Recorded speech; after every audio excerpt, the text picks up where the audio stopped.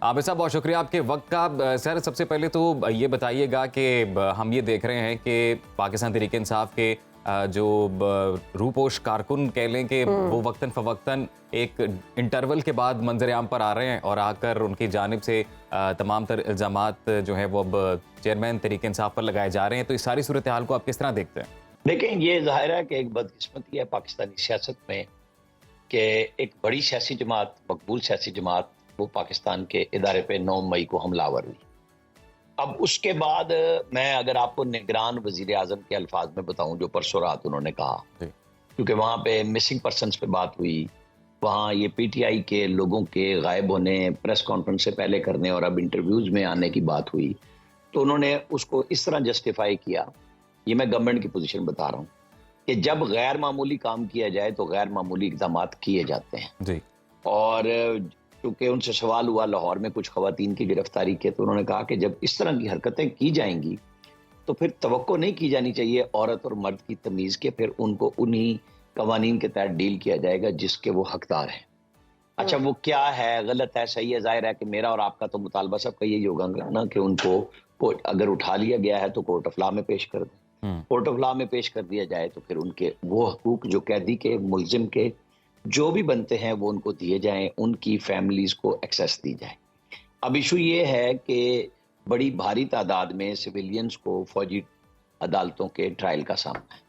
वो कैसे होगा, कब होगा? कुछ लोगों का कहना यह है कि जी उनको फौजी अदालतों में ट्रायल शुरू कर दिए गए हैं, जबकि सुप्रीम कोर्ट को आगाह करना था। अब आगाह करने पे हम सबका ये है कि सुप्रीम कोर्ट खुद नोटिस ले कि जी खबर तो चल रही है ना कि जी ट्रायल शुरू हो गया है, जी। और मुझे तो नहीं जरूरत कि मैं जाके जीएचक्यू से ये पूछूं कि जी आपने शुरू कर दिया है कि नहीं। और सुप्रीम कोर्ट में उनकी तरफ से वही अटॉर्नी जनरल मौजूद हैं जो पिछली गवर्नमेंट में थे, जिन्होंने ये यकीन दहानी कराई थी।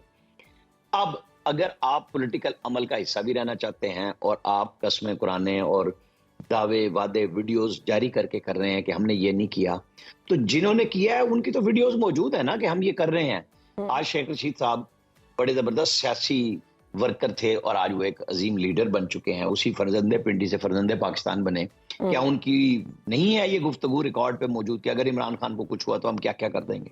जी। गिराओ झलाओ, नवाज शरीफ की गवर्नमेंट में, नवाज शरीफ के बाद, ये सब लोग अपना अपना किरदार एक वक्त में एस्टेब्लिशमेंट के साथ मिलकर अदा कर रहे थे और एक वक्त में एस्टेब्लिशमेंट इनको ये समझा रही थी। जी।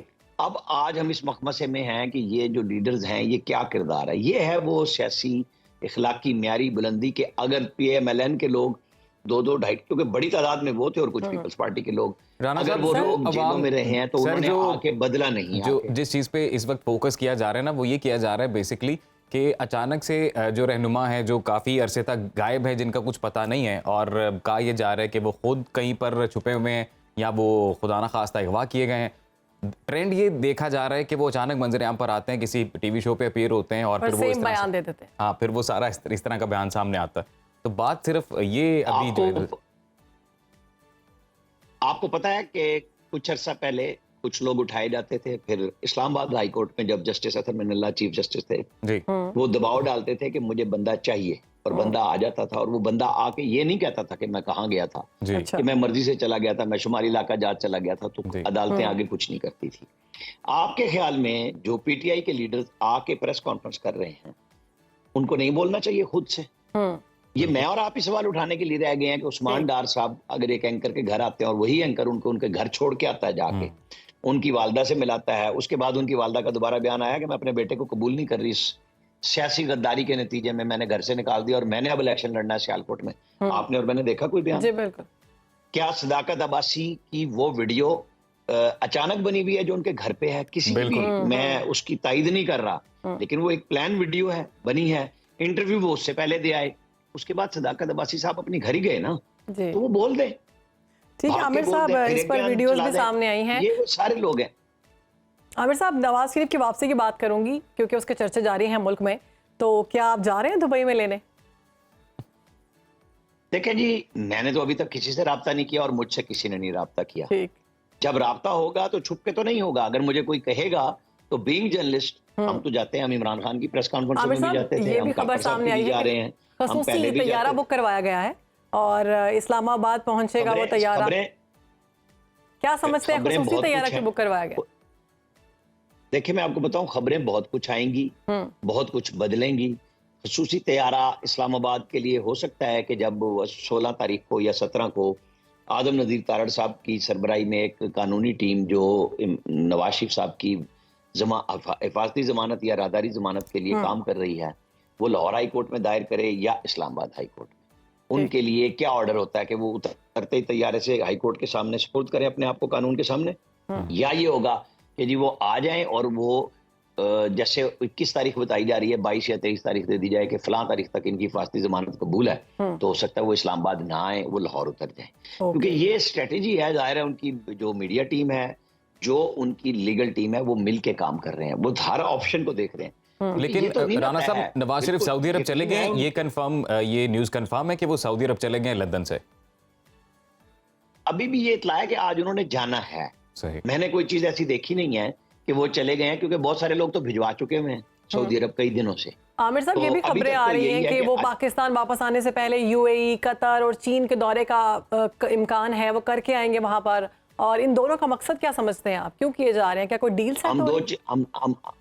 हम दो चीजों को देखेंगे कि इरफान सिद्दीकी जो सेनेटर हैं और उनकी स्पीचेस भी लिखते हैं मियां साहब की, उन्होंने परसों कॉलम लिखा और कल कॉलम लिखा और कल एक उन्होंने बयान भी जारी किया, और उन्होंने बताया कि वो 3 दिन तक मियां साहब के साथ मुसलसल बैठे रहे हैं, 3-3, 4-4 घंटे। जाहिर है वो स्पीच के ऊपर था और माहौल के ऊपर था।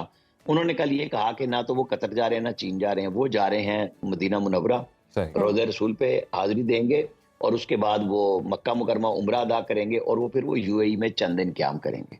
तो चंद दिन क़याम का मतलब है कि पॉलिटिकल सरगर्मियां उनकी रिहाइश गाह पे, जहाँ से पाकिस्तान से लोग जाएंगे, लीडर्स जाएंगे।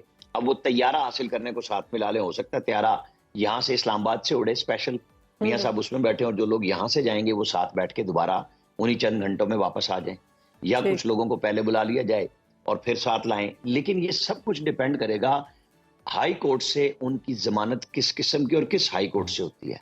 सारी चीजें तैयार वो कर रहे हैं, प्लानिंग उनकी मौजूद है, और हमें देखना होगा। जाहिर है कुछ दिनों में, क्योंकि 16 या 17 तारीख बताई जा रही है कि उसमें हाई कोर्ट के अंदर, चाहे वो इस्लामाबाद हो या लाहौर हाई कोर्ट हो, जमानत गिरफ्तारी की दी जाएगी। बहुत सारे वकला का, जाहिर है जो उनके जितने मुखालिफिन हैं उन सब की राय है कि कभी किसी मुजरिम को ये रियायत नहीं मिल सकती कि वो अपने आप को कानून के सुपुर्द न करे और उसे जमानत दे दी जाए।